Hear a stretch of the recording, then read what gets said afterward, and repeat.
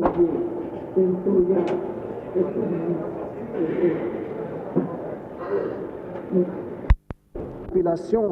la vie politique du pays et qui aboutit à incarcérer, à détenir ou à exiler nombre de ses dirigeants parmi les plus respectés et les plus suivis, le problème demeurera insoluble. Pareille politique ne peut qu'accroître le risque de lutte intestine généralisée et détruire toute chance d'une réconciliation nationale dans la paix.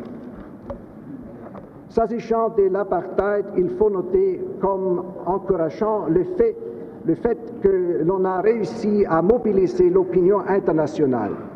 Par exemple, la conférence mondiale pour une action contre l'apartheid qui se réunira à Lagos à la fin août fournira une occasion précieuse de procéder à des échanges de vues et de renforcer les programmes anti-apartheid.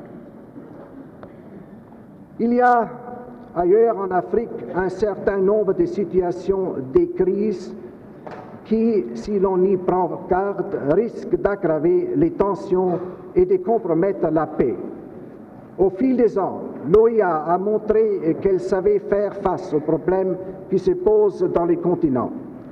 Ces interventions procèdent de l'idée que les problèmes africains doivent demeurer tels et être réglés par les pays du continent, ce qui est conforme aux principes énoncés à l'article 52 de la Charte des Nations Unies.